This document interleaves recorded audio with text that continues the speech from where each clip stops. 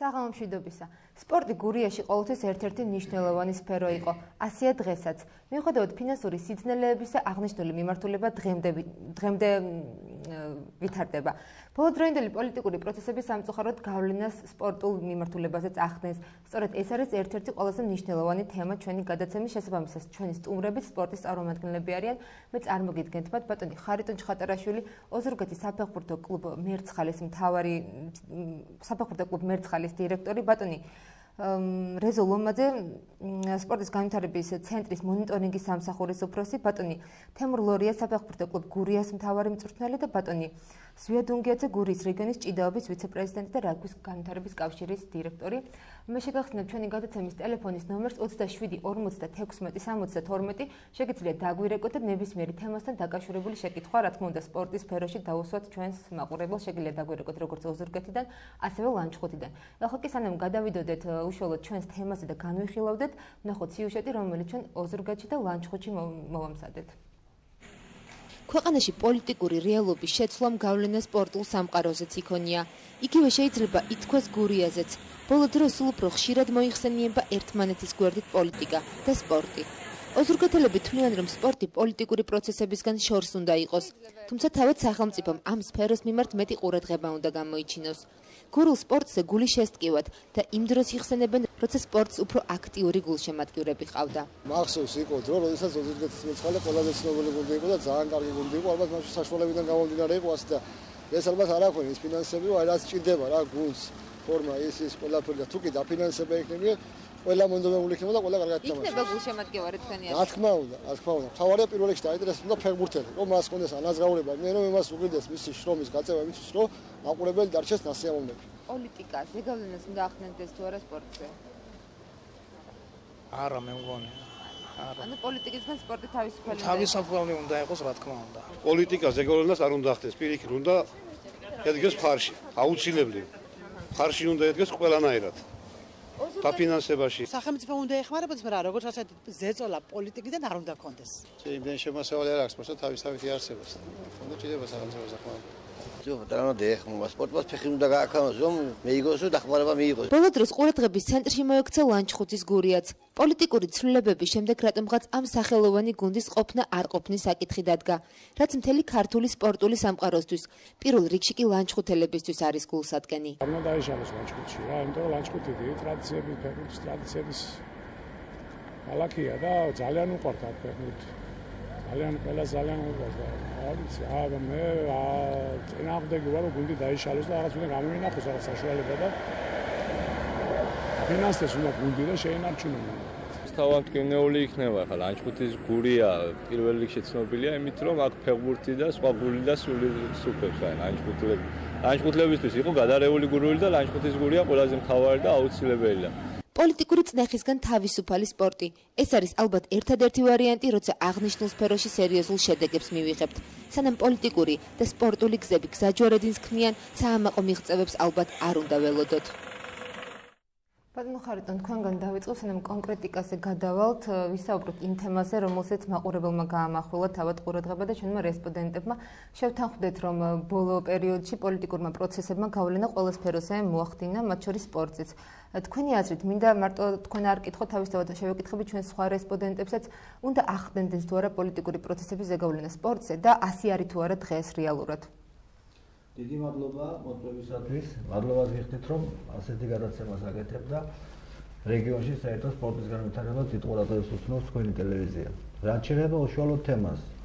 აი ჩვენთვის ოზურგეთის მერცხალისათვის შედგენილი იყო ბიუჯეტი 2012 წლის, სადაც გაწერილი იყო ჩვენი ძირითადი ხარჯები, ჩვენი დაფინანსება და ასეთ პოლიტიკურ ცვლილებებს ჩვენთვის გავლენა არ მოუხდენია.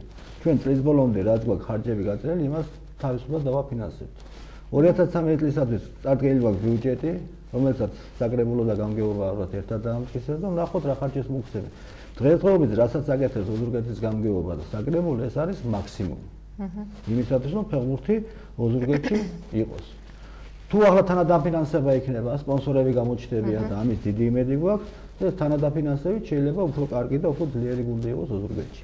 აქედან გამომდინარე კლუბს აქვს თავისი განვითარების სტრატეგია, რომელიც გულისხმობს ინფრასტრუქტურის განვითარებას, მწვრთნელთა განათლებას, საფეხბურთო ბავშვთა კლუბების ჩამოყალიბება სოფლად. გუნდის გამოსვლა პირველ ლიგაში რომ შეინარჩუნოთ ადგილი პირველ ლიგაში და მიზანი უცვლელად უმაღლეს ლიგაში გადასვლა. ინფრასტრუქტურის მხრივ ახლა ჩვენი ძალებით მოვაწყვეთ ბოხაურის სტადიონი, დაგვეხმარა ადგილობრივი მუნიციპალიტეტის გამგეობა და ეს ბოხაურის სტადიონი გადმოგვცა დროებით სარგებლობაში.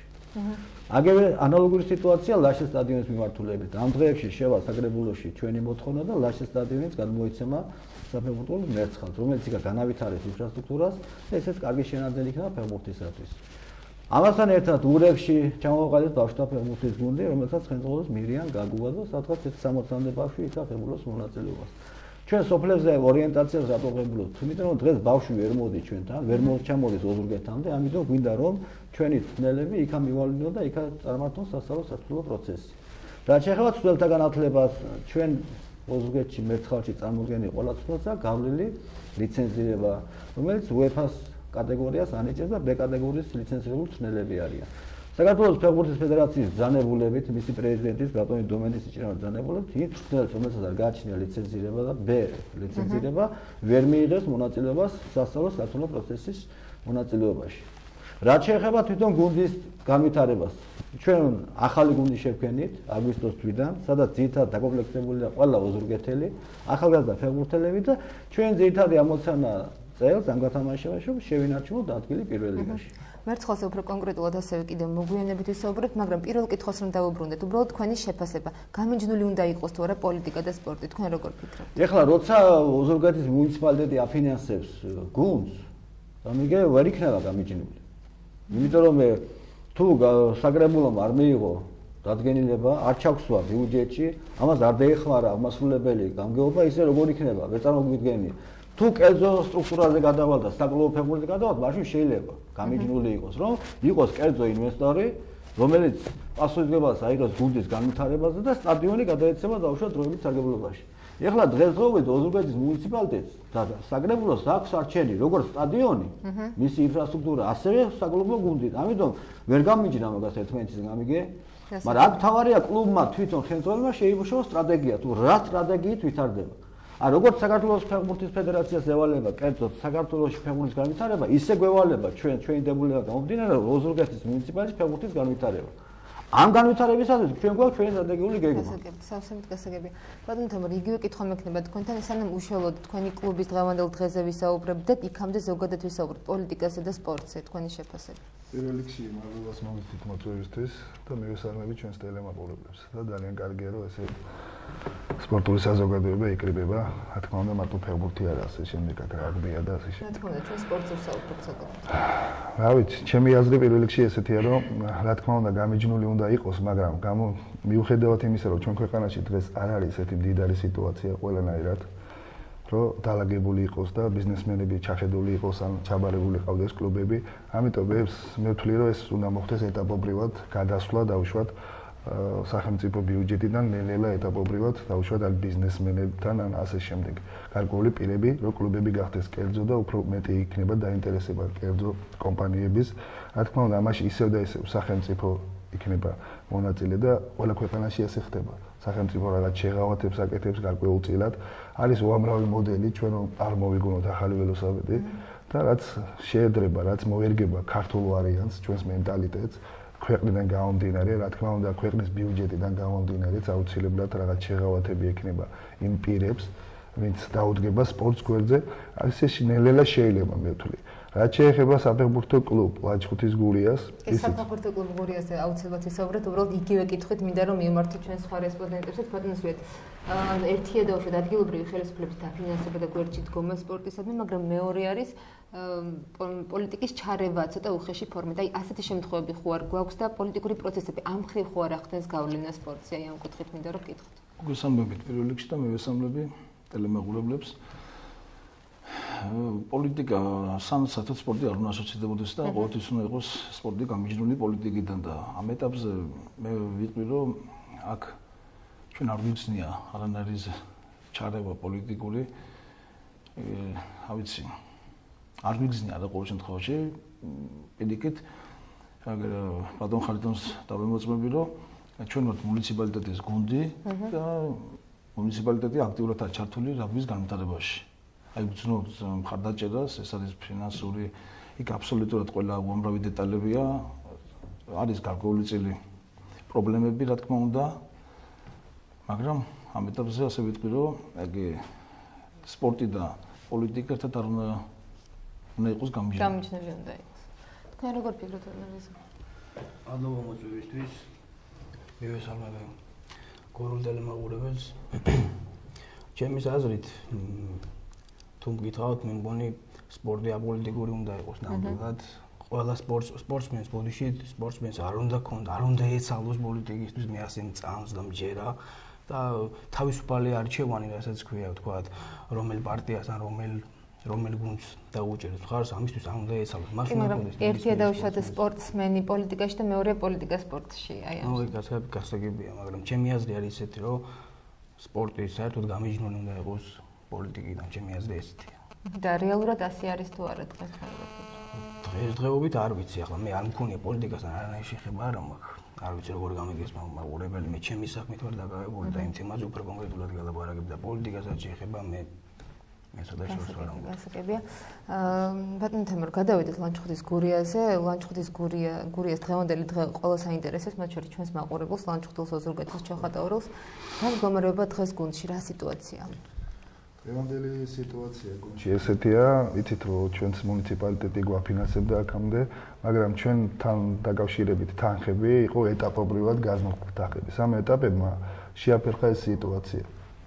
რა თქმა უნდა, არჩევნებიდან გამომდინარე, მაგრამ მე მინდა მალოვა მოვყო. ანუ უკეთრად გაწერილი იყო თანხა? არა, თანხები გაწერილია ეტაპობრივად გადმოდის, აი მთლიანად წლის ბიუჯეტი არ იყო ხოლმე დარიცხული. ეტაპობრივად გადმოდის და რაიონი განიხილავდა ამას და გარკვეულწილად რა შედეგების მიხედვით აი რა მიზანი ქონდა გუნდს დაუშვათ შარშან ქონდა უმაღლეს ლიგაში გადასვლა და წელსაც იგივეა დაგეგმილი. იმის მიხედვით დაუშვათ თუ კლუბი არ იქნება წარმატებული, თავისთავად შეიძლება ცოტა თანხა გადმოერიცხათ, იმიტომ რომ თუ პირველ ადგილისთვის არ იბრძვი გარკვეულად უფრო მეტი ჭირდება, რა თქმა უნდა, მიზნებს თანხა და აქედან გამომდინარე მოსამზადებელი პერიოდი ეს დეტალებზე აღარ ჩავკონკრეტები, თავისთავად მეტ სიწვევს. აქედან გამომდინარე ამ ეტაპზე ჩვენ კარგი შედეგი გვაქვს, რაც გეგმა აქვს კლუბს პირველ ადგილზე ვართ, რა თქმა უნდა, ბრძოლა მიმდინარეობს და ჯერ ადრეა ამაზე ფიქრი, რომ პირველზე გავალთ, ესე წინასწარ გამორიცხულია, კარგი კონკურენტებიც გვყავს, მინდა ვთქვა. და როცა ნაწილობრივ იძლეოდნენ ამ თანხას და შეძლების დაგვარად ესე განაწილებით იყო, აქედან გამომდინარე ჩვენ ჩავარდით უხერხულ მდგომარეობაში თვითონ კლუბი. ამას გაგებით მოეკიდა ფეხბურთელები, ამ წინასაარჩევნოდ განუცხადეთ მათ, რომ ეს რა თქმა უნდა არ უნდა აისახოს ჩვენ შედეგზე, თორემ მე შეიძლება ძნელი იყოს მოტრიალება კარგი საქმის. გაგებით მოეკიდა ფეხბურთელები და დაახლოებით 2 თვეზე მეტი ფეხბურთელებს არც ხელფასი, არც პრემიალური არ მიუღიათ. მაგრამ გუნდმა მაინც გარკვეულ შედეგს მიაღწია და თავისთავად პირველ ადგილზე არის რაც დასახული იყო. აქედან გამომდინარე ამ ეტაპზე ხელფასები არ დარიგებულა, მაგრამ მოხდა ძველ ხელმძღვანელობასთანაც შეხვედრა, რა თქმა უნდა, და კლუბს დაუდგა გვერდით ჩვენი ახალი დეპუტატი ბატონი თემურ ჩხაიძე, იცით რომ ისიც ყოფილი ფეხბურთელია, თავისთავად გურიის საუკუნის ფეხბურთელია. და დაუდგა გულს ასეც ველოდი ჩვენ მინდა გითხრათ სიმართლე, მაგრამ გარკვეულწილად რაღაც პრობლემები იქნება და იყო რაღაც შესაძლებლობები, რომელიც ბანკიდან ხორციელდება და გარკვეულწილად მე როგორც ვიცი, კლუბის პრეზიდენტი წასულია ამასთან დაკავშირებით თბილისში, ბატონი თემურიც იგზავნება და გარკვეულწილად მოგვარებულია როგორც ვიცი და რაღაც პროცედურები ჭირდება რაღაც საბანკო, რომ პირველი წლის ბოლომდე კლუბმა ესე ლამაზად მივიდეს შედეგთან ერთად და ფინანსური პრობლემები არ გააჩნდეს ფეხბურთელებს და ასე შემდეგ სტადიონის თანამშრომლებს. ალბათ ამის შემდეგ ქვეყანაში განვითარებული მოვლენების ისე გვაჩვენებს, რომ როგორ გადალაგდება ეს ბიუჯეტის გუნდები, თუ ქერად ბიუჯეტი და სპორტი ბოლომდე მოგვეცემა საშუალება მიყვანის თუ არა და აქედან გამომდინარე რაიონის ბიუჯეტში ალბათ ჩვენი ხელმძღვანელობა დაჯდება ითათბირებს და როგორც გადაწყვეტენ, იმედი მაქვს, რომ ლანჩხუთში ფეხბურთი ყველას უყვარს და ეს მაღალი მიზნებისთვის ბრძოლა გაგრძელდება, რა თქმა უნდა, დარწმუნებულობა. ეს გუნდი უყვართ არა მარტო გურიაში, არამედ მთელ საქართველოში. ბატონო ხარიტონ, მინდა თქვენს გკითხოთ, კოლეგები ბრძანდებით, კარგად იცნობთ გურიის სპორტულ რეალობას. თუნდაც ამ შემთხვევიდან გამომდინარე, როგორ ფიქრობთ, არის სპორტი პრიორიტეტი დღეს გურიაში? და შევაფასოთ გურიას სიტუაციაც საფეხბურთო. გურია ყოველთვის გამოირჩეოდა სპორტისადმი დიდი სიყვარულით და ის შედეგებით რაც მიაღწია და უშუალოდ ჭიდაობაში ოლიმპიური ჩემპიონები ყავს ძალიან ბევრი, ასევე ბოლო ხანებში რაგბის განვითარება და მისი პრეზიდენტი აღარ გვეცრება სხვადასხვა სპორტის სახეობებმა, აგერ ბოლო გამარჯვებამ ლეოსნებმა იმეს კიდევ მარინას კოტრიგაძის თვნელების მეთაურობით, ასევე ფეხბურთის განუყოფელი ნაწილია გურიული სპორტისა და მე ვფიქრობ, რომ ყველა პოტენციალია გურიაში იმისათვის, რომ ლანჩხუთის გურია წელს გადავიდეს უმაღლეს ლიგაში. მაგრამ ამას ჭირდება ძალიან სერიოზული თანადგომა. ეხლა მე არ მესახება ვინმე სპონსორი არც ლანჩხუთში და არც ოზურგეთში, რომ აიღოს და გუნდს უპატრონოს. ასეთი არ მესახება მე როგორც მე მუშაობ 2005 წლის შემდეგ ოზურგეთის მეცხადში და ერთი კერძო ინვესტორი არ მოსულა და არც გამოუთქვა სურვილი. ამიტომ მე აქ ვამბობ რომ თუ სახელმწიფოს ნება იქნება თუ თვითონ სახელმწიფო არ დაინტერესდება, ისე პერიფერიაში ფეხბურთი ჩაგდება. სხვა გამოსავალი არ არსებობს. ჩვენ რასაც გვაძლევს ბიუჯეტი და ასეა ლანჩხუთის, იმას ვაყოფილდები და იმის მიხედვით ვაგებ ჩვენ მე ჩვენი განვითარების გეგმას. გასაგები. რა შეიძლება თვითონ მერცხალს, ანუ კი ვისაუბრეთ გადაცემის დასაწყისში, მაგრამ ანუ წლევანდელ წელს როგორ შევაფასებდით, ასევე თქვენ მომავალზეც გააკეთეთ აქცენტი, ანუ თქვენი მიზანი რა არის? იქნებ უფრო დავკონკრეტდეთ მერცხალის ირგვლივ. კი ბატონო, ახლა ჩვენ შარშან ვიყავით პლეი-ოფში. ლანჩხუთის გურია შევიდა პლეი-ოფში, ჩვენ შევედით ესე იგი და კიდევ დავამატე რომ ჩახატაურის ბახმოვაც იგრძნოდა პირველ ლიგაში დაბრუნებისას. აქედან გამომდინარე რაიონში და საერთოდ რეგიონში ფეხბურთის განვითარება მიდის ჩვეულებრივი რიტმით და დადებითად შეიძლება შეფასდეს. ეხლა ამაში რო არ აღნიშნულობა ტონი კახა ებრალიძის დამსახურება გამორიცხული და ეს დღიდან მოსვლიდან ეს არის რეგიონალური ფეხბურთის ფედერაციის პრეზიდენტი სამივე რეგიონთან, სამივე რაიონთან, სამივე კლუბის ხელმძღვანელთან აქ აქტიური კავშირები და ეს კაცი არის აღმასკომის წევრი საქართველოს ფეხბურთის ფედერაციის და უშუალოდ ჩვენ და აღმასკომის შორის, ჩვენ და ფედერაციის შორის და ჩვენ და კლუბებს შორის ეს კაცი ატარებს კავშირს. ამიტომ მე მას დიდ მადლობას ვუხდი თქვენი ეთერით. რაც შეეხება თვითონ ოზურგეთის მერცხალს. პლეი-ოფში ჩვენ შევედით და ოზურგეთის მერცხალს უმაღლეს ლიგის გუნდებთან არ უთამაშია 2003 წლის შემდეგ. ეს დაბრუნდა ოზურგეთში. ეხლა ჩვენ რო შევძელი და შედეგი ვერ დავდებით, ეს თავისთვის მიზეზების ახსნა არის. რა გამოიწვიეს პირველი მიზეზი? ჩვენ ახავარი ოზურგეთში და თოვლი. ამ თოვლის პირობებში ვერ წავედით, ვერ მოვიმზადეთ, მაგის საშუალება არ იყო და რა შედეგიც იყო ის. მიუხედავად ამისა, გუნდმა წარმატებით ითამაშა და ყველა თამაში თანაბრძოლაზე ვიასპარეზა გუნდებს.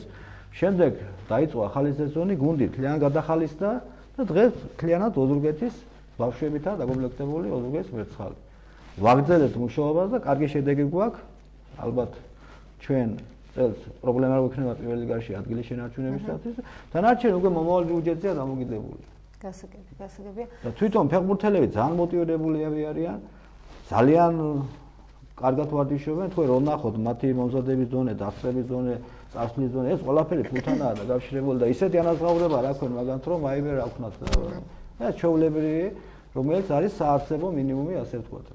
აქედან გამომდინარე, კიდევ ერთხელ ვამბობ, აი ბიუჯეტზეა დამოკიდებული ყველაფერი. ბიუჯეტი, რასაც გაგვიზუსტავთ ჩვენ მომავალი 2013 წლის ბიუჯეტს იმის მიხედვით იქნება გუნდი. გასაგები, სამ ბატონს ზიოთან გადავიდოდეთ, მინდა მაყურებელს შევახსენოთ ჩვენი ტელეფონის ნომერი 27 56 72 შეგიძლიათ დაგვირეკოთ და ნებისმიერ სპორტთან დაკავშირებული შეკითხვა დაუსვათ ჩვენ სტუმრებს. ბატონ ზიოთა, თქვენ მოღვაწეობთ როგორც ჭიდაობის განხრით, ასევე რაგბიში. რა სიტუაცია დღეს ამ ორი მიმართულებით ოზურგეთში? რა მიღწევები გვაქვს ამ ეტაპზე წლევანდელ წელს თუნდაც? პირველ რიგში ვიტყვი, რომ ჭიდაობას ძალიან დიდი ფესვები და ფუნდამენტი აქვს გურიაში. 3 ოლიმპიური ჩემპიონი ყავს გურიას, აქედან 2 ოზურგეთიდან არის, ვახტანგ ბლაგიძე და მანუჩარ კვირკველია. ჩვენი ჭიდაობის ფედერაცია სამივე რაიონის მასშტაბით აქტიურად მუშაობთ და გამოვყოფ ოზურგეთს, რომელსაც ყოველთვის ძალიან ძლიერი მოჭიდეები ყავდა. იყო პერიოდი, როდესაც 2005, 2006, 2007 და 2008 წლებში გურია დასახელდა საუკეთესო ჭიდაობის ფედერაციად რეგიონებში, სადაც 7 ფალავანი ღებულობს მონაწილეობას მსოფლიო ჩემპიონატში და აქედან 3 ოზურგეთელი იყო, მანუჩარ კვირკველია, რაშა ლომბოზე და რევას ჭელიძე. ეს ადვილად არც უნდა აღიქვა კაცმა, რომ 7 ფალავნიდან ერთი პატარა რეგიონი და მით უმეტეს პატარა რაიონი ოზურგეთი. წერს როცა მამუჩალმა თავი დაანება, ლაშა ლომაძემ თავი დაანება, რევას ჭელიძემ თავი დაანება, ფაქტობრივად უკვე ახალი ნაკადი მოდის, არის იქ ბექა ჩოფლიანი, არის ამოდენიმე კარგი სპორტსმენები და ეხლა დაახლოებით 25 ნოემბერს არის საქართველოს ჩემპიონატი და ამ საქართველოს ჩემპიონატიდან გამომდინარე უკვე ვიტყვით ჩვენ სიტყვას თუ ვინ გახდება საქართველოს ჩემპიონი ის ღებულობს ევროპის ჩემპიონატზე მონაწილეობას ამიტომ წინასწარ ვერ ვიტყვი და ჭაბუკებში ახალგაზრდებში გვაქვს საუკეთესო შედეგები და პრობლემა არის ის რომ ჯერჯერობით გურიას გვაქვს ძალიან დიდი ტრადიციები ჭიდაობაში მაგრამ ეს ფინანსებია ყოველთვის ძალიან დიდი პრობლემა რომ არ მოვიწყდება რომ ოზურგეთი არის ახლა ვერ შევადარებთ ვერც თბილისს, ვერც ქუთაისს და ვერც ბათუმს. ბათუმში არის ძალიან დიდი პრემიები, ძალიან დიდი ხელფასები, საქართველოს ჩემპიონებს აქვენ 2000 ლარი ხელფასი, საქართველოს ჩემპიონობაზე არის 5000 ლარიანი პრემიები, რაც ჩვენთან არ შეიძლება და ამიტომ ხშირ შემთხვევაში ევროპის ჩემპიონები ჭაბუკებში, ახალგაზრდებში რამოდენიმე მოჭიდები გადავიდა ბათუმის სახელი, გადავიდა თბილისში, ფაქტობრივად და მოღვაწეობს უკვე სხვადასხვა რეგიონების სახელით. რაც შეეხება არწივებს? რაც შეეხება არწივებს აქაც ვიტყვი რომ საქართველოში რაგბი დაახლოებით 50-იან წლებში დაინერგა და თითქმის წლევანდელ პერიოდში უმაღლეს ლიგაში და პირველ ლიგაში არიან კლუბები რომელთაც დაახლოებით 20-30 და 40 წლიანი ისტორიები აქვს. ჩვენ ფაქტობრივად ბავშვთა ლიგა დავაარსეთ 2005 წელში და კლუბი არწივები რომ პირველ ლიგაში გამოვდივართ იგი შეიქმნა 2008 წელში. ძალიან ძნელია, როდესაც 3 და 4 წლის დავარჯიშები ბიჭებით შეერკინო უმაღლესი ლიგის და ან თუნდაც პირველი ლიგის უძლიერეს გუნდებს. აქაც არის იგივე ფინანსური პრობლემები. ფინანსური პრობლემები აისახება იმით, რომ იყო პერიოდი, როდესაც აი 3-4 წლის წინ ჩვენი კლუბი მოიცავდა 160 სპორტსმენს, ახლა დაახლოებით 100-მდე ჩამოვიდა, დაახლოებით 90 სპორტსმენია. აქედან პირველ ლიგაში წელს ძალიან კარგი შედეგი ვაჩვენეთ, გავედით მე-4 ადგილზე. ასევე წელს 18 წლამდე ნაკრებთა გუნდი ყავს, როგორც ეგრეთ წოდებული ალიგა, რომელიც ასევე მე-4 ადგილზე გავიდა და საუკეთესო კლუბებს რუსთავის ხარები, რომელიც ჩემპიონი ხდებოდა ფაქტობრივად ჩვენთან მარცხის შემდეგ ვერ გავიდა პირველ ადგილზე და მოუგეთ კლუბ არმიას, მოუგეთ კლუბ ხულიგანას, ძალიან კარგი შედეგები დავდებით, მაგრამ ერთადერთი პრობლემა არის ფინანსები. ეს ფინანსები კიდევ ერთხელ ვიტყვი, რომ უძლიერესი კარგი ბიჭები, რომლებიც ძალიან კარგი პოტენციით გამოირჩეოდა, უკვე გადავიდა სხვადასხვა კლუბებში. სხვადასხვა კლუბებში, საქართველოს სხვადასხვა კლუბებში გადავიდა. ფაქტობრივად ყველანაირი პირობები გვაქვს აბსოლუტურად, მაგრამ გუნჭირდება ხელფასები რა და ამიტომ ვიფიქრობ, რომ ხელისუფლება ცოტა გონიერებას გამოიჩენს და რაღაც შევთანხმდები საკრებულოს ან მუნიციპალიტეტის გამგეობას ან ასე შემდეგ და თუ კლუბს ექნება ხელფასები, ამ უკეთესი შედეგი გვექნება. გასაგებია. ბატონო რეზო, ყავს ფეხბურთის სფეროს წარმომადგენლები, საუბრობთ რაგბიზე, საუბრობთ ჭიდაობაზე, მაგრამ გვაქვს რამდენიმე სხვა სფეროს საკმაოდ წარმატებული ოზურგეთში. იქნებ ვისაუბროთ რა სიტუაცია სხვა მიმართულებებით, სპორტული მიმართულებებით. გეტყვით ამ წუთას, მაგალითად შეგიტყვა და ამის მიერ მე როგორც სპორტის განვითარების ცენტრის ერთ-ერთი მთავარი სპეციალისტი და მონიტორინგის ხელმძღვანელი, გუშინ მქონდა გაგრაჩემ კოლეგებთან საუბარი ამ დათბილი გქონდა თუ როგორ შეიძლება უფრო მეტი პრიორიტეტული და უფრო მეტი პოპულარული იყოს თითეული სპორტის სახეობა ჩვენს რაიონში თუ რეგიონში. მე წარუდგინე ჩემებური გეგმა, რომელიც მოეწონა ჩემმა კოლეგებმა გეგმაში უგულისხმობ რას. მოდი ვიდრე კონკრეტულ თემაზე გადავიდოდი, კონკრეტულად ვიტყვი. დღესდღეობით ჩვენთან რაიონში ფუნქციონირებს 15 სპორტის სახეობა, აქედან რამოდენიმე წამყვანია შედეგის დროს აზრისით, მაგრამ აქვს ამ ყველაფერს მეორე მხარეც. მეორე მხარეში ვგულისხმობ იმას, რომ არის ესეთი სპორტის სახეობები, რომლებიც ჩვენს რეგიონში და ჩვენს რაიონში ნაკლებად პოპულარულია. და ამ ყველაფერს უნდა ცოტა ზედაპირზე წამოწევა. გუშინ წარუდგინე მე ჩემ კოლეგებს ის გეგმა თუ როგორ შეიძლება ამ ყველაფრის პოპულარიზება მინდა რომელია სახალი დიახ გეტყვით ბალახის ჰოკეი აქვე გეგმავ ჩვენ უახლოეს ხანებში მკლავჟიდის სექციის გახსნას ასევე გეგმავთ სხვა კარატე კრივი არის ჩვენთან რეგიონში რომელიც უფრო მაღალ პლანზე უნდა წამოიწიოს კი შედეგის თვალსაზრისით შედარებით ნაკლები სტაჟიც აქვს ამ სპორტის სახეობაში ჩვენს რეგიონში. რამდენი ინტერესი არსებობს? აი ზუსტად მაქსიმაზე მინდა ახლა გავამახვილე ყურადღება აუცილებლად უახლოეს ხანებში ჩვენ დაუკავშირდებით ადგილობრივ რესურსებს, ადგილობრივ საჯარო სკოლის ხელმძღვანელებს რომ მოხდეს ჩვენი სპეციალისტების შესვლა სკოლებში და მოხდეს თავიანთი სპორტის სახეობების პოპულარიზაცია, რათა მოხდეს ბავშვების ნაკადის მოსვლა სპორტში და ჩართულობა იყოს სპორტში. აი თუ კი გამოცდილება არ არის, თუ კი პოპულარიზაცია არ არის, ამ ყველაფერს ჭირდება კვალიფიცირებული მსმენელი, კვალიფიცირებული უფრო მეტი ყურადღება და ამ ყველაფერზე მქონდა გუშინ საუბარი და ბოდიში და ვისარგებლებ შემთხვევით შეიძლება ახლა დღეს ჩვენ ვერ მოვასწროთ კონკრეტულად ბოლომდე საჯარო გახდეს ჩვენი გეგმები, თუ კი თქვენი სურვილი და ნება იქნება და ნება იქნება. ჩვენ აქცენტებს და გამოხმაურებთ, რომ მაყურებელსაც საინტერესო იქნება. დიახ, აუცილებლად ნებისმიერ დროს შეგიძლიათ მითხრა და მოვიდი და საჯარო გახოთ თითოეული ჩვენი გეგმა. დიახ. გასაგებია. სპორტი რა თქმა უნდა არ არსებობს ინფრასტრუქტურის გარეშე, მინდა ამ თემაზეც გადავიდე, რა ხდება მერცხალი სტადიონზე, ან ყველა სერიოზული ინტერესი აქვს ამ მიმართულებით, რა მდგომარეობა, როდის იდე გავიმეორებ ოზურგეთის საფეხბურთო კლუბი მერცხალი და ეს ცალკე ორგანიზაცია, ასევე ცალკე ორგანიზაცია ოზურგეთის მუნიციპალიტეტის ცენტრალური სტადიონი. ძალიან საავლო მდგომარეობაშია ცენტრალური სტადიონი. ეხლა ოზურგეთის ბიუჯეტით იმის გარემონტება და იმის გაკეთება გამორიცხულია. ამიტომ როგორც გაკეთა პროექტი ლანჩხუთისში ცენტრალურ სტადიონის მიმართებაში, იგივე პროექტი უნდა გააკეთოს სახელმწიფო ოზურგეთის სტადიონის მიმართებაში. ახლა როცა შევეხმე პლეი-ოფს, ხო, ჩვენ რომ გაგვემარჯვა და პლეი-ოფში შესულიყავით უმაღლესი ლიგის საგზური მოგვეპოვებინა, ამ მინდორზე და ამ სტადიონზე ჩვენ უფლებას არ მოგცემდნენ თამაშის. საქართველოს ფეხბურთის ფედერაცია კაცრად შეიმუშავა იმ სტადიონების ნუსხა, სადაც შეიძლება ჩატარდეს ეროვნული ჩემპიონატის თამაშები. აქედან გამომდინარე, აი თქვენ რომ ახსენეთ სპორტი და პოლიტიკა, როგორ შეიძლება განმიჯნოთ ჩვენ ორი სფეროს, როცა ინვესტორი არ მოდის, არ ინტერესდება სტადიონის მშენებლობით, მისი განვითარებით და ისევ ეს აწვება ზურგზე ადგილობრივ მუნიციპალიტეტს. აქედან გამომდინარე, თუ სახელმწიფოს ნება არ იქნება და თუ სახელმწიფო ამაში აქტიურად არ შეერთვება, ოზურგეთში რათაუთულო სტადიონი არ აშენდება. მაგრამ რა აზრებია ამ მიმართულებით დღესდღეობით, ანუ რა არის ბოლო რასაც დღეს ოზურგეთის მუნიციპალიტეტი აფინანსებს სტადიონს, ეს არის თანამშრომლების ხელფასი და იქ მიმდინარე სამუშაოები გასახდელებში დაუშვათ, მინდორზე სამუშაოები, მინდვრის გარეთ სამუშაოები და ამაზე იხარჯება ეს გამოყოფილი თანხარები. ანუ სერიოზული რეაბილიტაცია. რამე თქვენ იცით რომ საქართველოს ფეხბურთის ფედერაცია ბატონის ვიაცი ჭინავა იყო ჩამოსული ოზურგეთში, შევხვდა წარმომადგენლებსაც, ხელმძღვანელობასაც, დაგეგმილი იყო ეს პროექტი არსებობს.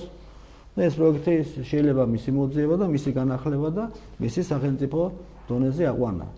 ოზურგეთი ღირსია რომ ერთი ნორმალური სტადიონი კონდეს და ის ინფრასტრუქტურა რომელსაც ასე ვნატრი ჩვენ ალბათ უახლოეს ხანებში თუ პროექტი არსებობს, ესე იგი შეჩერდა, ანუ რა არ ვერ გეტყვით ახლა, მე ვიცი რომ ბატონმა ზვიადმა სიჭინავან გამოუშვა შესაბამისი სტრუქტურები, რომლებმაც დააპროექტენ სტადიონის მშენებლობა, მისი ტრიბუნები როგორ განლაგებული იყო, ასევე ტაბლომშენებლობა, გასახდელები, რაც კი საქართველოს ფეხბურთის ფედერაციას მის კრიტერიუმებში იმაში იყო ჩამჯდარი ეს ყველაფერი და მე რა მოხდა, რატო შეჩერდა, როგორ შეჩერდა, ეს უკვე ჩემთვის უცნობია. მაგრამ ფაქტია რომ ოზურგეთლებს ახსოვს ბატონი ზვიადის სიჭინავა ჩამოსულა და ამ სტადიონზე თქვენმა ტელევიზიამ გააშუქა კარგად და მე დიდი სურვილით ვიტოვებ რომ ალბათ უახლოეს ხანში ოზურგეთის მერცხალი სტადიონი გაკეთდეს უნდა. ეხლა რეგიონებში და მეზობელ რაიონში გაკეთა და მიოცალმები და მიულოცა ბატონ თებურს და ლანჩხუთისებს მთლიანად, ქობლეთში გაკეთა, სამტრედიაში გაკეთა, ფოთში გაკეთა და მგონი დროა რომ ოზურგეთშიც გაკეთდეს. გასაგებია, მადლობთ. ბატონ თემურ, ლანჩხუთის ცენტრალურ სტადიონს რაც შეეხება, ხო თქვენი კომპეტენცია არ არის გასაგებია, მაგრამ ყველაზე ინფორმირებული ბრძანდებით ამ თვალსაზრისით. რაც შეეხება ბატონ მახარებელმა თქვა და გავაგრძელებ, რომ ეს არის სახელმწიფო პროგრამა, რომელიც დაწყებულია ლანჩხუთის სტადიონზე და პირველი ეტაპი, რაც ფედერაციის ვალდებულება იყო შესრულებულია. ფაქტიურად ფედერაციამ ჩააბარა მინდვრის საფარი, რომელიც გარკვეულად ვიცი რომ დაახლოებით მილიონამდე ჯდება ზუსტად რო არ დაკონკრეტდნენ თანხაზე. ეს ჩვენთან ბუნებრივ საფარიანი მინდორი ეგ ჩვენი მოთხოვნიდან გამომდინარე იყო, არის მაგალითად ეგ ქობულეთი ახსენა, იქ ნოხი უნდათ მათ და თვითონ რაიონმა და ქალაქმა თხოვა და იქიდან გამომდინარე ეს გაითვალისწინა ფეხბურთის ფედერაციამ. რაც შეეხება ლანჩხუთს, ეს პირველი ეტაპი გაკეთებულია, ჩაბარებულია მინდვრის საფარი. რას მოიცავს მეორე ეტაპი? მეორე ეტაპი მოიცავს ახალი ტრიბუნის მშენებლობას, რომელიც დანგრეული იქნა. და ინფრასტრუქტურა გასახდელები თანამედროვე ვიბლოჟა ესეთი რომ UEFA სტანდარტებს ჩვეულებრივად ჟურნალისტებით მთელი იმით რომ შემადგენლობა ისეთი იყოს რომ როგორც შეეფერება ევროსტანდარტს. ევროსტანდარტი იცით დაახლოებით 8000-იანი სტადიონი ყმარავმისთვის, მაგრამ ჩვენთან დატოვებულია 5000-იანი ტრიბუნა, ერთ-ერთი რომელიც ვარგისიანი გამოდგა და აღდგენილია. ისეთივე გაკეთება მეორე მხარეს, უკვე იქ დევს კიდევაც ჩვენ პროექტი ყველაფერი დაგეგმილი და დაწუნებული ვარ, რაც დაწყებულია სამუშაოები ნელ-ნელა მიმდინარეობს ეხლა ჩვენ სტადიონზე და გარკვეულწილად ალბათ თავის 2013 წლის ბოლომდე არის გეგმა და დასრულდება დაწუნებული ვარ. ამ დროისთვის უნდა დასრულდეს. რა თქმა უნდა, ეგ ალბათ ახალი ხელისუფლების ხელში დაწუნებული ვარ, ჩვეულებრივად იგივე ტემპით, თუ არა უკეთესით გაგრძელდება დაწუნებული ვარ. გასაგებია, მადლობა. ბატონო ზვიად, რაც შეეხება ინფრასტრუქტურას და მატერიალურ ტექნიკურ ბაზას, თქვენთან ჭიდაობისგან მიმართულებით და რაგბის მიმართულებით რა მდგომარეობა არის ამ კუთხით?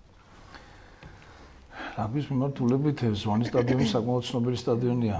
ბატონო ხარიტონი უფრო ჩემზე მეტი კომპეტენტური იქნება, რომ ის წლების განმავლობაში იყო ფეხბურთის მოედანი და იქ საბჭოთა პერიოდში ძალიან ცნობილი ფეხბურთელები და მსმენელები ჩამოდიოდნენ და ეხლა ეს მოედანი ძალიან კეთილმოუწყობელია. საერთოდ ინფრასტრუქტურა ძალიან ცუდ მდგომარეობაშია, ყველაფერს ფაქტურად ჩვენი ყავს იქ მშობელთა კომიტეტი ჩამოყალიბებდა საკუთარი ფიზიკური ხარჯებით მოედნის გაკრეჭვა რაღაცები ეგრეთ წოდებული სველი წერტილების მოწყობა, ეგრეთ წოდებული დუშები, ასე ეს ყველაფერს ფაქტურად ფიზიკური შრომით, საკუთარი ჩვენი შრომით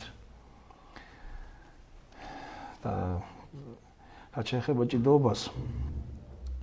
ჭიდაობას ნახდათ ღირსია ჭიდაობა, რომ ერთი კარგი დიდი სპორტის სასახლე აშენდეს ოზურგეთში, რაც იპირებდათ ფალავანთა კლუბი, სადაც განთავსდება საჭიდაო ხალიჩები და ჩვენი ბავშვები უნდა იყოს საუკეთესო პირობებში.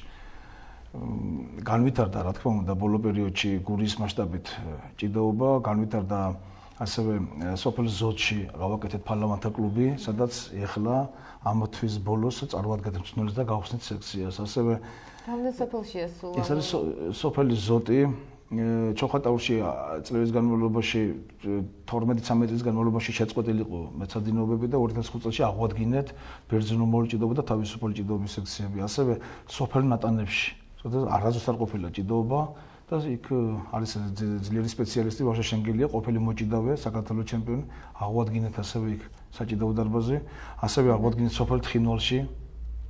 იქ წინვალე პედაგოგი ყავს, წარსულში ცნობილი მოჭიდავე თემურ ლაბაძე. ასევე სოფელ ვაკი ფამფალეთში, პირადად რეზო ლომაძე ის პერიოდში, როცა რეზო იყო სოფლის გამგებელი, ვაკიჯის გამგებელი იმ პერიოდში, იქ შევქმნით ფალავანთა კლუბი. და იქ არის საუკეთესო ხალიჩა გვაქვს დაგებული და ასევე საუკეთესო ფალავანთა კლუბი გავაკეთეთ სოფელ შრომაში. აი საუკეთესო მდგომარეობაშია. და ამიტომაც აისახება, რომ დღესდღეობით ბოდიში მოვხდი ეგრე ფეხბურთელებს ყველა სპორტის სახეობას და ვიტყვი, რომ შედეგებით ნამდვილად დაიკვეხნის ჭიდაობა რა. სოფელ ლიხაურში ხო არ არის? კი, სოფელ ლიხაურში, რა თქმა უნდა, მამჩარ კვირკველია სახელობის სკოლა, იქ არის წინვალე მოჭიდავე საქართველოს ხუთგზის ჩემპიონი ალექსანდრე ბოლკვაძე, წინვალე ადამიანი და იქ დაახლოებით 60 ბავშვია, ასევე რუდოს ტერიტორიაზე არის ირაკლის ზურაბიანი, წინვალე პედაგოგი, რომელმაც გაზარდა მსოფლიო ჩემპიონი ლაშა ლომაძე და წლების განმავლობაში უამრავი მსოფლიო და ევროპის პრიზიორები ჭაბუკებში გაზარდა. გასაგებია. ბატონო რეზო, ვისაუბრეთ თქვენ ბრძანდებით ოლიმპიური კომიტეტის გურიის რეგიონის გენერალური მდივანი. როგორც ვიცი, სპორტ კომპლექსის მშენებლობა იგეგმება. გაგზავნით ახლა ბასოს მადლობა, ველოდებული ამ შეკითხვას. იგეგმება არა დაწყებულია. მინდა საჯარო გავხადო. როგორი სახის იქნება ეს იქნება დავკონკრეტეთ მაქსიმუმად. გეტყვით უბრალოდ დავკონკრეტებ და საჯაროს გავხდით ნამდვილად, იმიტომ რომ ჩვენ დაფარული არაფერი არ მიყვარს. ამ სპორტული ოლიმპიური სახლის მშენებლობა გადასდა დაახლოებით სექტემბრის თვეში, ალბათ თარიღის ზუსტი რიცხვი არ მახსოვს. ისე იგი ამ ოლიმპიურ სახლში უნდა იყოს აუცილებლად განთავსებული თვითონ ოლიმპიური ოფისი, სადაც იქნება ოლიმპიური ხელმძღვანელები, ოლიმპიური კომიტეტის ხელმძღვანელები, მაგრამ ეს პარალელურად დატვირთული იქნება კრივით, ძალოსნობით და სხვადასხვა სპორტის სახეობებით, ასევე იგეგმება და უკვე საძირკველი და ფუნდამენტი გაკეთებულია, იქნება ბასეინი, იქნება ტრენაჟორის ზალა, შეიძლება ასე ითქვას, იქნება საუნა და ნებისმიერ სრულს იქნება უფლება რომ მოვიდეს და თავიანთი ის გააკეთოს, მაგრამ შენობის დამთავრებას რაც შეეხება ამ ეტაპზე, ახლა მე თვითონ პირადად ვერ ვარ კომპეტენტური თუ რა დრო დაჭირდება გეტყვით ახლა აი როცა გადაწყდა ეს თემა რომ უნდა გაკეთებულიყო ოლიმპიური სახლი მაშინ იყო ვარაუდი რომ წლის ბოლომდე მაქსიმუმ უნდა დამთავრებულიყო ამ შენობის მონტაჟი და ყველაფერი მაგრამ დღესდღეობით ახალი ინფორმაცია მაქვს ზუსტად რომ აი წინა ეთერში აი ინტერვიუ მქონდა თქვენთან განვაცხადე ის რომ იგივე ეს განვაცხადებ იყო დოკუმენტალური საკითხების მოგვარება გენზოთ კონსტრუქციული კუთხით უკვე მოგვარებულია მაგ თემა და მე ბედნიერი ვარ და ყველა სპორტსმენი რომ უკვე რამოდენიმე დღეში მე ასე ვიცი ხეთის მადლით უკვე უნდა დაიწყოს უკვე ამ ყველაფრის ხორცის შესხმა რასაც მართლა მივესალმები და ბედნიერი ვარ ნამდვილად თავარია იყოს ეს ყველაფერი გაკეთდეს ეს არის ჩვენი მიზანი და ამოცანა რომ ნამდვილად გაკეთდეს რა და არაფერი ხელი არ არაფერმა ხელი არ შეუშალოს ამ ყველაფერს გასაგებია მადლობ სპორტის წარმომადგენლების თვალსაზრისით თქვენ ბრძანდებით მხოლოდ ლანჩხუთიდან, მაგრამ საინტერესო იქნება შევეხოთ სხვა სახეობას, თქვენი კოლეგები ბრძანდებიან, იქნებ შევაფასოთ სიტუაცია სპორტული კუთხით ლანჩხუთში, თუნდაც მატერიალური ტექნიკური ბაზის თვალსაზრისით, თუნდაც ბატონების კოლეგები რა მდგომარეობა სხვა მხრივ გარდა ფეხბურთისა. ზოგადად, რა თქმა უნდა, ფეხბურთი კი არის ნომერ პირველი სპორტი, მაგრამ გამოირჩევა ბავშვები და გარკვეულწილად მინდა გამოყო კარატისტების წარმატება. მერაბ თურქია არის მწვრთნელი, ხელმძღვანელი ამ გუნდის გარკვეულ წარმატებების საერთაშორისო დონეზე. თავისი გაღრმავებელები, ესე ვთქვათ, საქართველოს ნაკრების წევრები არიან, უმრავლესობა ძალიან ბევრი. შარშან თავისი გაზრდილის გამარჯვებით, მთლიანად გუნდური გამარჯვება მიიწერა ჩვენმა საქართველოს ნაკრებმა. ასე რომ ვთქვათ, გამორჩეული არის გარკვეულწილად რა თქმა უნდა ბალანსის ფოკუსი. გავაგრძელებთ საუბარს, მაყურებელი გვერდება უპასუხო და შემდეგ გავნაგზავნებთ საუბარი, გისმენთ პირდაპირ ეთერში ხართ. მოგესალმებით, შეგიძლიათ დასვათ შეკითხვა. გისმენთ? წავაგიდებოდე. მოგვიანებით დაგვიბრუნდება მაყურებელი. გისმენთ პირდაპირ ეთერში ბრძანდებით. ალო? გისმენთ? ალო? კრივის თაობაზე მაინტერესებს პირობების თაობაზე, იმიტომ რომ არ არის პირობები კრივში დადიოდა ჩემი შვილიშვილი და თუ კი არის პერსპექტივა რომ გაუმჯობესდება პირობები. ეს ოზურგეთში თუ ლანჩხუთში ქალბატონო? ოზურგეთი. ოზურგეთი. ბატონო, ეხლავე გაგცემ გასულს. ამჯერად კრივის სექცია ფუნქციონირებს მეოთხე საჯარო სკოლაში. აი ზუსტად ამიტომ კეთება ის ოლიმპიური სახლი, რომ ეს დატვირთვა კონდეს ნამდვილად. აუცილებლად კრივის სექციაც იქნება, ასე რომ უახლოეს მომავალში თქვენი შვილი შეგიძლია მოიყვანოს ჩვენთან და ყოველგვარი საფასურის გარეშე ნებისმიერ დროს სივარჯიშოს. აი ამიტომ ვაკეთებ ჩვენ ამ ყველაფერს. კონსილიური სპეციალისტი იულიო საჯარია. გასაგებია. შემდეგ ზარი გვაქვს ისევ ეთერში, გისმენთ პირდაპირ ეთერში ხართ. მოგესალმებით, შეგიძლიათ დასვათ შეკითხვა. მოგესალმებით.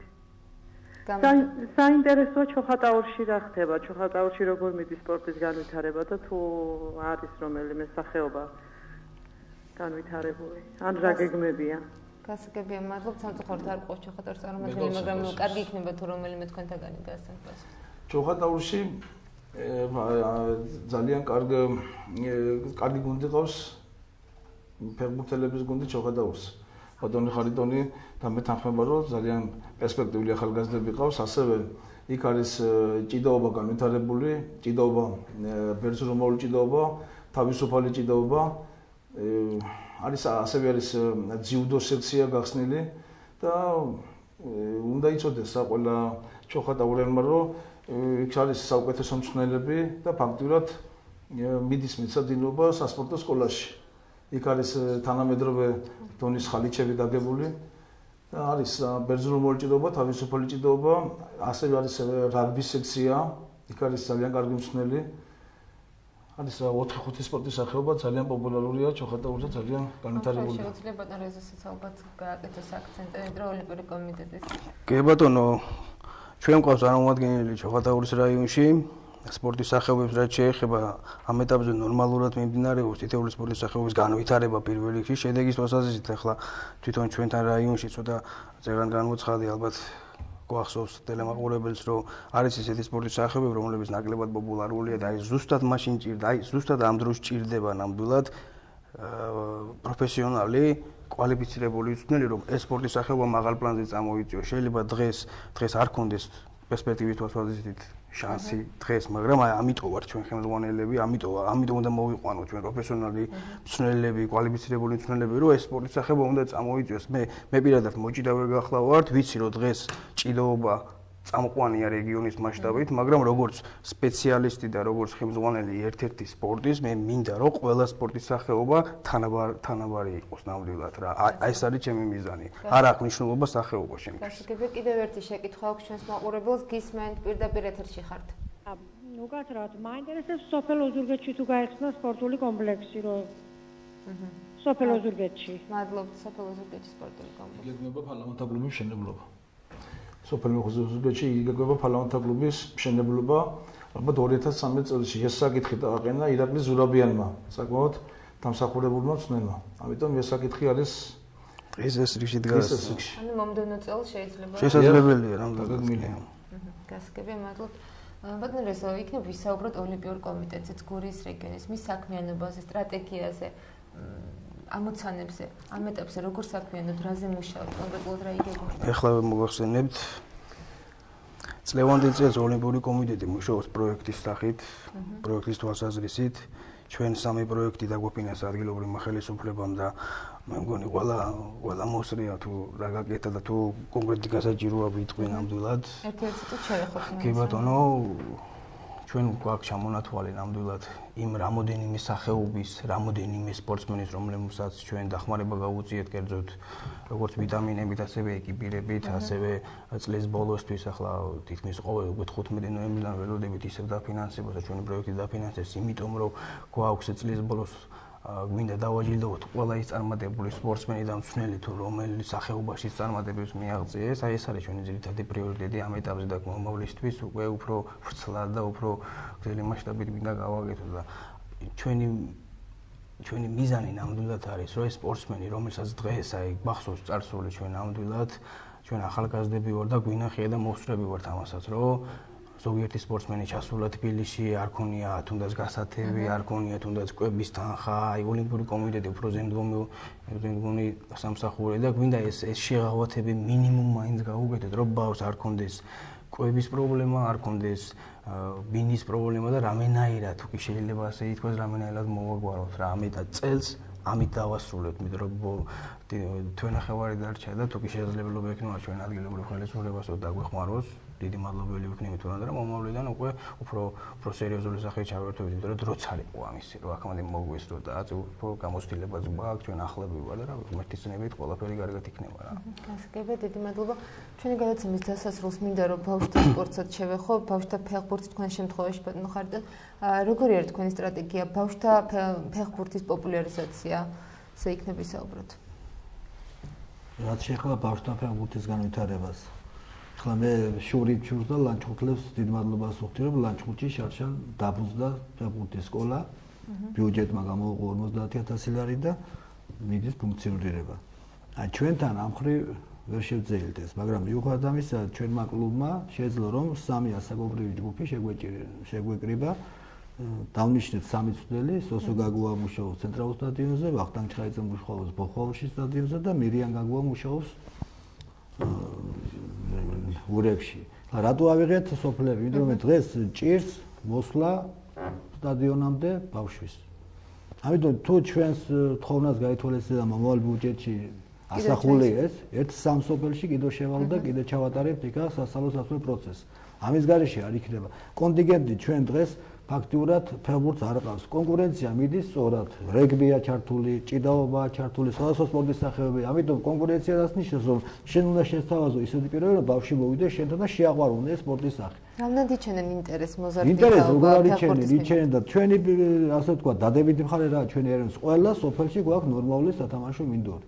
თუ იქ დავნიშნავ სპეციალისტს, რომელიც ჩაატარებს სასწავლო პროცესს მაღალ დონეზე და მაგის სპეციალისტები გვყავს, ბავშვები მოვლენ ადგილზე, ადგილს უნდა შეძლოთ. ახლა წარმოვიდგინეთ თქვენ როგორ უნდა ჩამოვიდეს ბავშვი დაუშვათ ბახვიდან, როგორ უნდა ჩამოვიდეს ბავშვი ძიმითი და როცა სკოლა საგანმანათლებლო სკოლა ამთავრებს თავის პროცესს 3.5-ზე. საფში ხომ უნდა მივიდეს, საჭმელი ხომ უნდა ჭამოს, ხომ უნდა მოიზოს, ხომ უნდა ჩამოვიდეს და ეგ უკვე პროცესი ირღვევა. ამიტომ ჩვენ გადავწყვეტთ იქ ადგილზე მივიდეთ. ამასთან ერთად 3 ასაკობრივი ჯგუფი ჩვენები თამაშობენ აჭარაგურის გათამაშებაში, იმერეთის ზონის გათამაშებაში და სამეგრელო ზემოსვანეთის გათამაშებაში. ესენი ჩართული არიან, მათი დაფინანსება ბავშვების წასვლა, მოსვლა, ავტობუსით, ბურთებით არის ყველაფერი უფასო და მას ყველაფერი კლუბი იღებს თავის თავზე. იმიტომ რომ ეს ფეხბურთი არა ბუნებრივი მოვლენა მოვიდეს თოვლის სახით და წვიმის სახით. ესაა ხანგრძლივი პროცესი. თუ იმას ჩვენ ხანგრძლივად არ მივყევით ეტაპობრივად, სასწავლო პროცესი არ გამავითარეთ, თუ გავაჩერებთ ერთ წელს ჩათვალეს ისგან ფეხბურთელი აღარ გამოვა და გადავა სპორტის სახეობაში. ამიტომ ეს უნდა იყოს ხანგრძლივი მიზანმიმართული სასწავლო პროცესი. ამასთან ერთად ახლა საქართველოს ფეხბურთის ფედერაციამ როგორც კახამაცნობა აღმასრულებელმა მიიღო კარგი გადაწყვეტილება შესვენებაზე, როცა სეზონი დამთავრდება დეკემბრის თვეში, ტარდება 5 სახელოვანი ფეხბურთელის თასის გათამაშება. და სადაც რეგიონალური ნაკრებები მიიღებენ მონაწილეობა. ჯერ ადგილზე ჩავატარებთ ლანჩხუთი, ჩოხატაური, ოზურგეთი და შემდეგ შეიქმნება რეგიონის ნაკრები და ერთობლივად შევარჩევთ. ეს კარგი გადაწყვეტილება მიიღო ფედერაციამ და ეს რა ხდება თვითონ ბავშვიც არა უკვე თავისუფლად იმ პერიოდში, სადაც სასწავლო პროცესი შეიძლება ვერ ჩაატარო და ისინი მიდიან და შემოგთავაზეს კომპლექტის სტადიონი, სადაც ხელოვნური მინდორია და იქ არ წვიმა და რთული არ უშლის ხელს. ესეც კარგი გათამაშება არა. ეს ღებულად პასუხობა ჩვენ ამაზე. კლუბი. ყველაზე მთავარი რაც არის მაგ ის ფინანსდება ფეხბურთის ფედერაციის მიერ, რაც ყველაზე დიდია, იმიტომ რომ არის გუნდები, რომლებსაც თბილისში წასვლა არ შეუძლია ფიზიკურად, ფინანსურად ბავშვთა გუნდები. ამიტომ ამას სულ ყველაფერს რაც ბატონმა ხარიტონმა აბრძანა, ფეხბურთის ფედერაცია აფინანსებს 5 ასაკობრივ ნაკრებში. რა თქმა უნდა, ჩვენ ყველა ერთად, ვინც იქნება სპეციალისტები ლანჩხუთიდანაც, ჩოხატაურიდან, ოზურგეთიდან, ერთად დაჯდება და გარკვეულწილად ყველა კვალიფიცირებული მწვრთნელები არის ლანჩხუთშიც, ოზურგეთშიც და ჩოხატაურშიც. გარკვეულწილად ყველა ჩაუდგება ამას სათავეში და ერთობლივად რეგიონის ნაკრებს წარმოადგენთ. აი ჩვენ ლაპარაკობთ რომ ფეხბურთი და ფეხბურთი ნახეთ 1 საათიანი გადაცემაა და ფეხბურთი 1 ჟამი არ შევასრულო. არც ლანჩხუთის მიმართ დაუშვამ შეკითხვა, გუნდი ყოფნა არ ყოფნის საკითხია, არც ოზურგეთის გუნდის წინაშე დაუშვამ შეკითხვა. მაყურებელი უფრო აქტიური უნდა იყოს, საზოგადოება უფრო აქტიურად უნდა იყოს ჩართული. ეს ხოლმე ჩვენი შვილების და მომავალი თაობის ბედია. მარტო ოზურგეთის მერცხალი ხო არა. ეს ჯანსაღი თაობა, ჯანსაღი სულისკვეთებით არის დემიანი ბავშვები და რეგბი იქნება თუ სხვა სპორტის სახეები, ფეხბურთი იქნება, ჯანსაღი თაობა ეყოლება საზოგადოებას და ქვეყანას. აქედან გამომდინარე კიდევ ამბობ რომ განუსაზღვრელი როლი ენიჭება სახელმწიფოს. სახელმწიფოს გარეშე პერიფერიებში როგორიცაა ოზურგეთი, ლანჩხუთი, ჩოხატაური, ფეხბურთის განვითარება, სპორტის განვითარება წარმოუდგენელია. ამ ეტაპზე გამორიცხულია. შემდეგ თუ იქნება და ესეთი სპონსორები ეყოლება ოზურგეთს და კიდევ ჩოხატაურს, ლანჩხუთს რომ ინტერესი იქნება ჩადული, კი ბატონო. დღეს ბერ მოდელზეა საუბარი თემოთამთან რომ ისე ნახევრად იმა, ნახევრად ამა. აი ერთ რამეზე ვეთქვი, ლანჩხუთის გურიას აქვს სერიოზული პრობლემა. მინდორი დააგო ფედერაცია და მის მორწყვაზე თვეში სადღაც 5000, 7000 ლარამდეა თანხა გადასახდელი. თვეში. თუ არ მომწყვეთ ის მინდორი პრობლემაა უკვე. მოვლასთან დაკავშირებით და ესეც თანხებს უკავშირდება სერიოზულად. რა თქმა უნდა. ზარია ჩვენს ეთერში ისე მოგესალმებით პირდაპირ ეთერში ხართ. კითხვა მაქვს ასეთი. ჩოხატაურში რო იყო გუნდი ბახმარო, ის გუნდი არსებობს თუ აღარ არის? დაბედიეტია. მადლობთ. ჩოხატაურში შარშან არსებობდა გუნდი და წელსაც არსებობს შარშან გუნდს ჰქონდა სერიოზული შანსი რომ გადასულიყო პირველ ლიგაში, მაგრამ გარკვეული მიზეზთა გამო რომ დაფინანსება არ იყო და ადგილობრივი ხელისუფლებამ ასე გადაწყვიტა რომ ჩვენთან თუ პირველ ლიგაში გადახვალ სატრევში დატანი 20000 ლარია, ამის გამო ვერ მოხერხდა. წელსაც გუნდი ძალიან საკმაოდ ახალგაზრდული კარგი გუნდია. 7 გამარჯვება იზეიმა ზედიზზე და წელსაც აქვს შანსი რომ გადმოვიდეს პირველ ლიგაში, მაგრამ თუ იმას შესაბამისი დაფინანსება არ აქვს და საწეროს ვერ გადიხდი და ისე არ მოგცემენ უფლებას მიიღო მონაწილეობა. ესე იგი ლანჩხუთზე გადავედით ბავშვთა ფეხბურთზე. რაც შეეხება ბავშვთა ფეხბურთს, ბატონო ხარიტონმა აბრძანა რომ საფეხბურთო სკოლა გაკეთა ლანჩხუთში, ისევ და ისევ მუნიციპალიტეტის ხარჯზე, რა თქმა უნდა, ისევ სახელმწიფოსთან მიდის ეს სიტუაცია ძალიან კარგია. რა თქმა უნდა, მივესალმები ამას და ერთადერთი რაც თავარია, საფუძველი მზადდება იმისთვის, ღმერთმა ქნას რომ ლანჩხუთის გურია თუ უმაღლეს ლიგაში გადავა, რომელიც შემდეგ ბავშვთა ასაკობრივი გუნდები ფინანსდება UEFA-ს მიერ, მზა პროექტი ექნება, მზა სკოლა იქნება იმისთვის, რომ სკოლა მივიდეს იქ, სადაც არის საჭირო ბავშვები დაფინანსებული იქნებიან და იქნება საერთაშორისო ტურნირები, არის შედის ამაში რა თქმა უნდა, მაგრამ შედის მთელი მასშტაბი და არა მარტო ჩვენ რასაც ვთამაშობთ, ჩვენი ბავშვები ახლა გური და კერძოდ ჩოხატაური, ლანჩხუთი, ოზურგეთი თამაშობენ მაინც დასავლეთის გათამაშებას და არ არის შემოფარგლული, არის ბავშვები, არის გუნდები, რომლებიც თბილისში არ არიან ფიზიკურად ნაყოფი და მარტო დასავლეთით არ უნდა შემოიფარგლებოდეს ეს. ამიტომ რაც შეეხება ბავშვთა ფეხბურთს, მინდა ვთქვა, რომ გარკვეულწილად კიდე მეტი უნდა ბავშვებს, იმიტომ რომ ესაა ჩვენი მომავალი და მე ვთვლი, რომ დარწმუნებული ვარ, რომ ჩვენ რაიონებით მე ლანჩხუთზე ვიძახი ამ წუთას, რა თქმა უნდა, ოზურგებდებს გულისხმობ ამაზე ხალხის, რომ მეც გაიღებენ, რა თქმა უნდა, ექნება ალბათ რაიონს ბიუჯეტი და სახელმწიფო კიდევ ვიცი, რომ ბავშვთა განვითარების ახალ პროგრამაზე მუშაობს და გარკვეულწილად ამათთან ერთად ერთობლივი ხელშეწყობით იქნება ბავშვთა განვითარება, თორემ მე მახსოვს ჩემი პერიოდის ბავშვთა ფეხბურთი, რომ ესე უხეშად ვიტყვი შხაპის და დუშის გარეშე ბავშვი არ მახსოვს მე რომ სახლში წასულიყოს და ინვენტარის პრობლემა ყოფილიყოს და დღეს ეს პრობლემები დგას მაინც. კი, გარკვეულწილად შეიძლება ფედერაციაც ეხმარება, მაგრამ ამიტომ გადინება ხდება შემდეგ მასობრივი ფეხბურთიდან, ჯერ მასობრიობაა და შემდეგ მიდის პროფიტი. ამიტომ მე ვთვლი, რომ ბევრია გასაკეთებელი ბავშვთა ფეხბურთში, ისევე ლანჩხუთშიც მინდა თქვა, შეიძლება გარკვეულწილად ვიყოთ ოზურგეთზე წინ რაღაც ცოტათით, მაგრამ მე ვთვლი, რომ მაინც გასაკეთებელია ბევრი ბავშვთა ფეხბურთში ლანჩხუთში. გასაგები ჩვენი გადაცემის თითქმის იწურება, მაგრამ აუცილებლად უნდა შევეხოთ სპორტის სხვა სახეობებს და ბავშვთა სპორტს ზოგადად როგორ ახდენთ პოპულარიზაციას, როგორ იზიდავთ ახალგაზრდა თაობას? ძალიან ბევრი პრობლემები აქვს.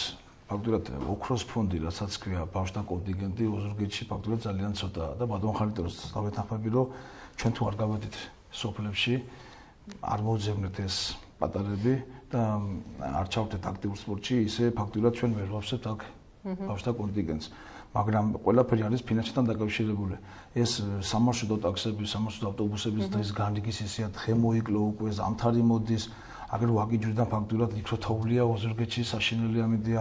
ამიტომ ფაქტურად თუ ჩვენ სოფლებიდან ეს პატარა ახალგაზრდა თაობა არ გამოვიწვია ფაქტურად ისინი არ ჩავთეთ აქტიურ სპორტში, ისე ფაქტურად ძალიან გაგვიჭირდება.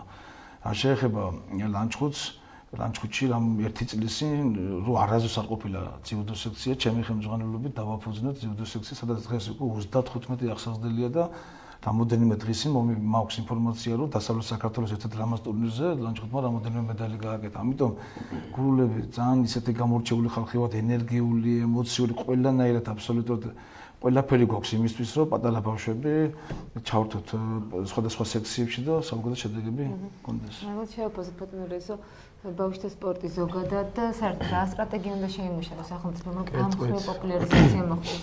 ეხლა ვიგეთყვით ბატონმა ზვიადინო ჩემოგოლებმა კარგად აღნიშნეთ, იღან აუცილებლად საჭიროა გასვლა როგორც საჯარო სკოლებში, ასევე სოფლებში. იქვე უნდა მოხდეს სოფლის მუნიციპალიტეტის გამგებლებთან და ადგილობრივი